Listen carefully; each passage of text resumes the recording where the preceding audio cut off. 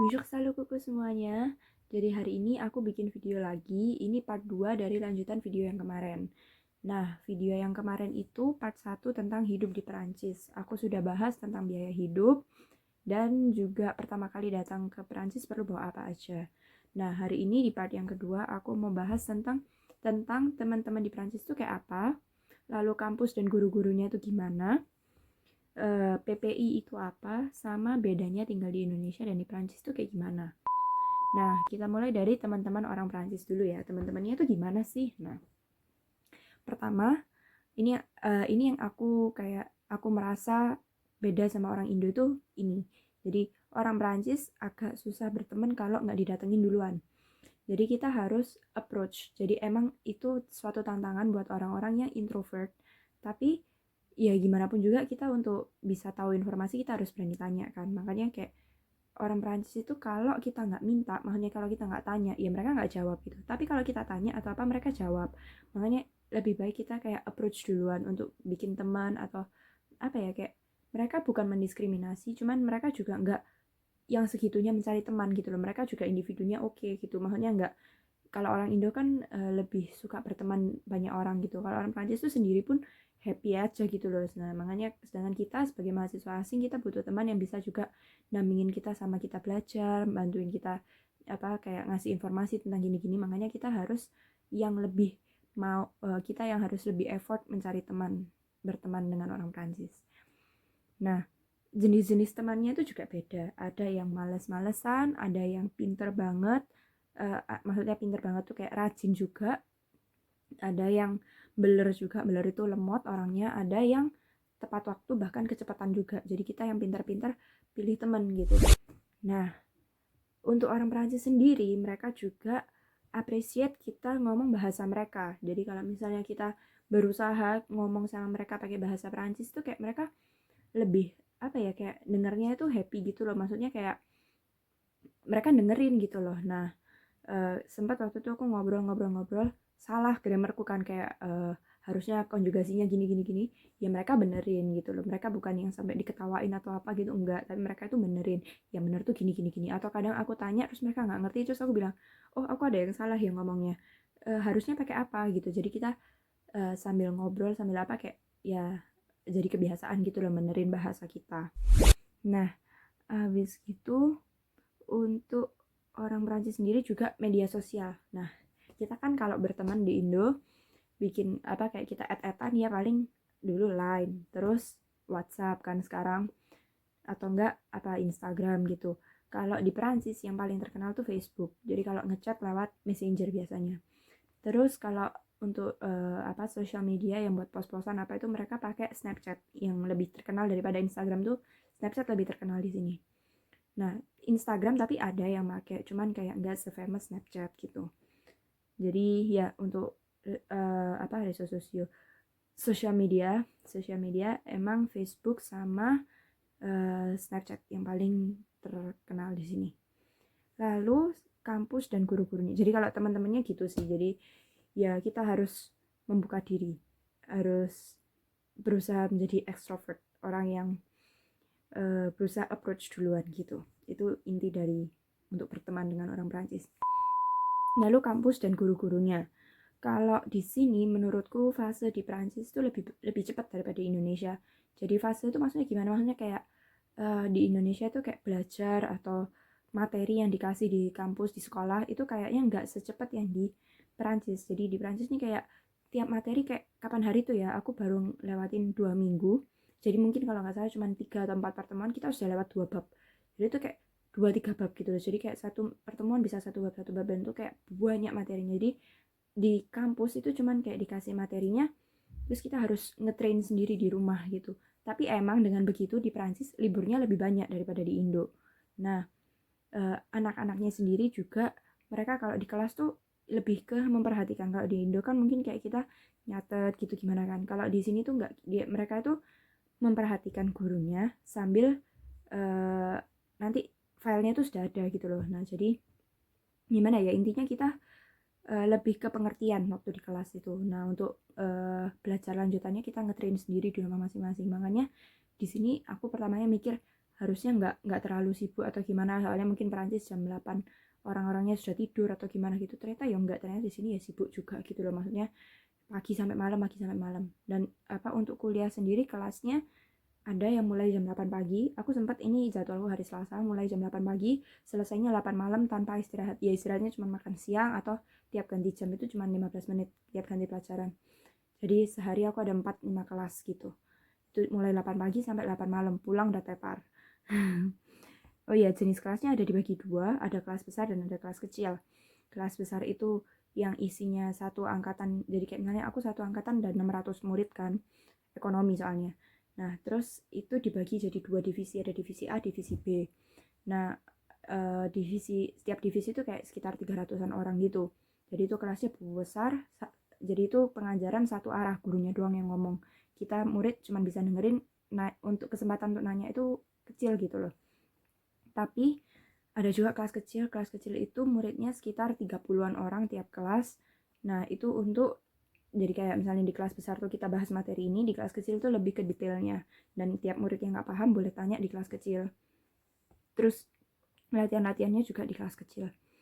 Habis gitu mata kuliahnya ada mata kuliah wajib dan pilihan. Tapi pilihannya tuh ya kayak olahraga, psikologi, sosiologi, itu kayak ya yang nggak terlalu besar kreditnya. Kredit tuh kayak SKS-nya gitu loh.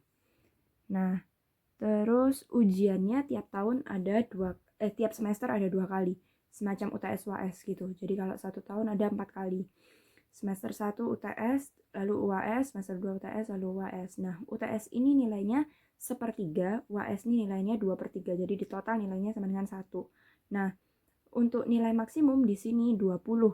Jadi berapa per 20. Untuk lulus kita harus punya nilai lewat dari 10. Jadi minimal 10/20 untuk nilai 1 tahun itu. Nilainya ya itu tergantung kampus juga. Biasanya di rata-rata semester 1, semester 2 tiap SKS-nya dilihat SKS yang besar, SKS yang kecil. Lalu nanti di rata-rata kalau emang nilainya lewat dari 10 bisa lulus gitu. Kalau nggak lewat 10 ya nggak bisa lulus, atau harus lewat ratrapas. Ratrapas itu semacam remedi di bulan Juni seharusnya gitu.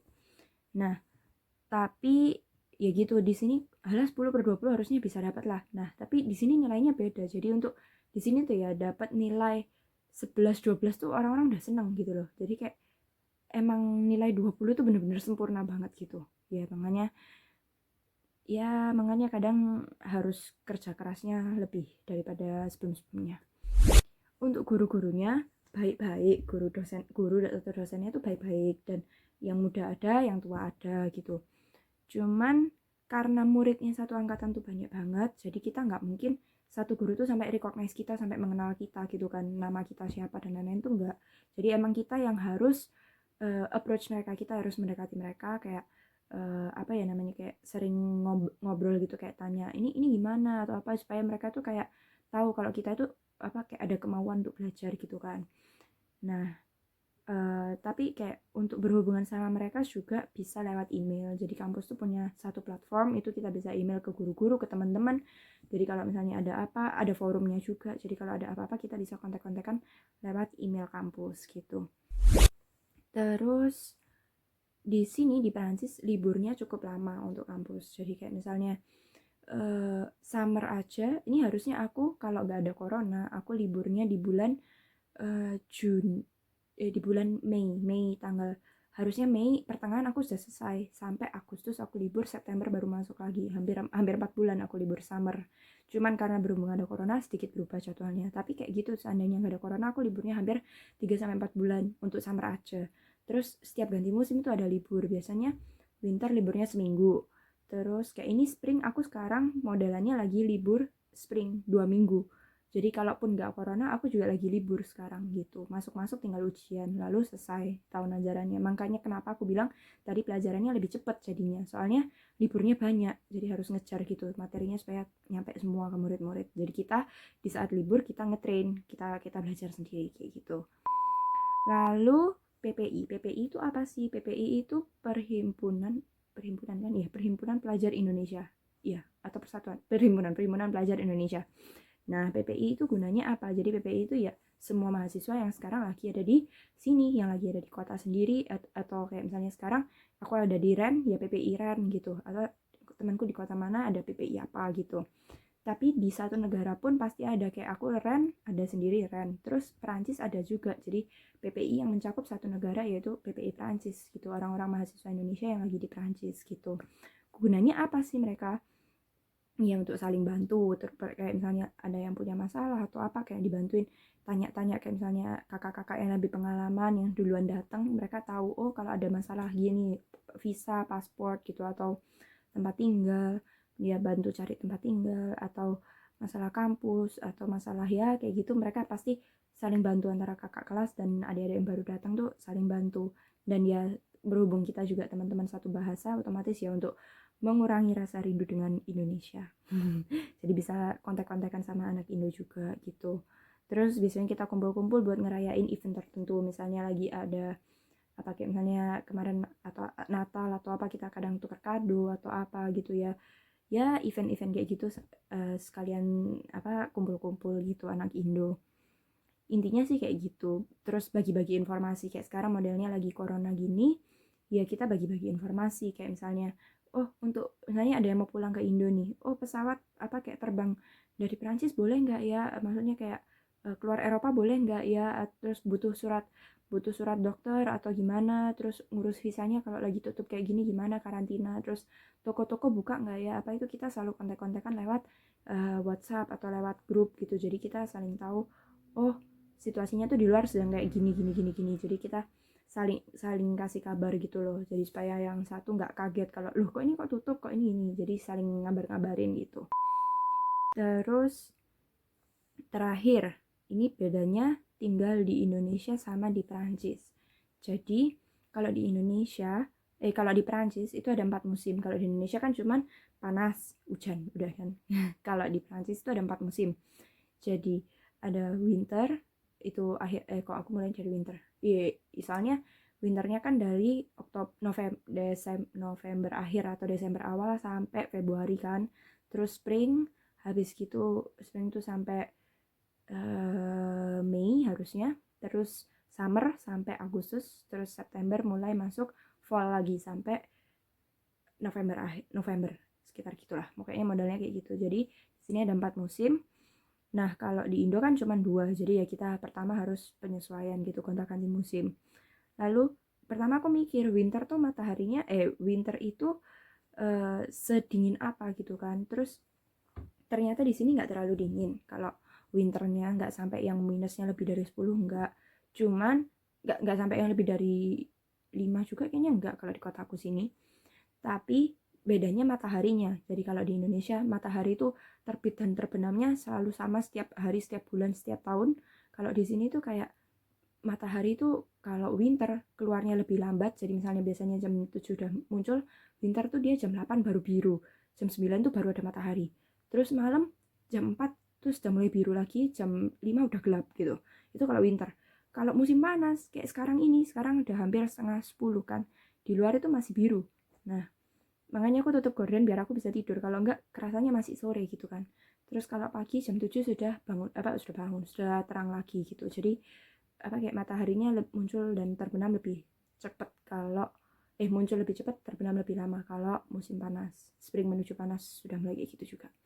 Nah, terus apalagi ya, jadinya kalau musim dingin tuh biasanya lebih susah untuk bangun, soalnya kan di luar masih gelap gitu, padahal ternyata udah jamnya udah cepet, udah pagi gitu. Ya itu yang nggak enaknya sih, tapi enaknya ya nggak perlu AC, dinginnya juga enak gitu kan. Lalu beda lagi di Indonesia dan di Perancis itu makanannya, terutama rempah-rempah, karena di Perancis nggak banyak rempah-rempah. Ya mungkin ada pun nggak seenak rempah-rempah Indonesia, apalagi bumbu-bumbu, aduh penyetan apa itu beda gitu kan. Tapi ya harus bisa adjust gitu kan. Di sini juga makanannya bukan berarti nggak enak gitu loh, cuma ya emang kadang lidahnya nggak cocok gitu. Kayak misalnya di sini roti-rotian, croissant, baguette gitu kan, kayak roti keras itu loh. Terus kalau enggak kopi-kopian, kalau enggak apa namanya, orang Prancis tuh suka kayak kue-kuean gitu. Di sini dessertnya enak-enak, tapi kayak main dishnya tuh kayak Indonesia tuh lebih enak gitu. Makanya yang ku kangen dari Indonesia tuh makanannya. Terus ya kayak apa, pacaran di sini lebih terbuka daripada di Indonesia kan. Terus kebiasaan ngebar di sini tuh, orang-orang suka minum apa gitu tiap malam itu, apalagi di tengah kota itu selalu rame. Ya harus hati-hati, terutama cewek-cewek kalau malam-malam ya harus bisa kayak menjauhi dari tempat-tempat yang rame, yang bahaya gitu. Harus tahu kapan jamnya keluar, kapan jamnya pulang gitu, supaya ya menjaga diri sendiri. Terus orang Perancis lebih on time daripada orang Indonesia ya, karena ya gimana ya, bukannya apa, orang Indonesia kan emang gitu, janjinya jam 7, oke kita ketemunya jadinya jam 8, jadi janji itu 1 jam sebelumnya. Kalau di sini enggak, bahkan datangnya lebih cepat, kayak misalnya kita kelas online mulai jam 2 ya gitu, terus aku tuh jam 1 lagi buka laptop nih, 15 menit kemudian aku ngecek, oh teman-temanku sudah online semua gitu, padahal belum mulai jam 2 kelasnya kan. Terus setengah jam sebelum emang kelasnya udah dibuka gitu, jadi oke, akhirnya aku masuk sama mereka, aku login duluan, terus aku ngelakuin hal-hal lain sambil laptopku udah masuk gitu kan. Terus aku ngeliat, partisipannya udah lumayan banyak gitu kan, jadi maksudnya kayak mereka ready gitu loh orangnya, nggak yang beler karena kelas online yaudah nanti datangnya berapa menit setelah kelas mulai atau apa, enggak. Jadi orang sini juga cepet gitu loh. Kira-kira menurutku hidup di Prancis itu asik, seru, dan pengalamannya pastinya bakal beda dari di Indo. Cuman ya tantangannya pun juga ada, dan kita harus bisa kuat menghadapi semuanya.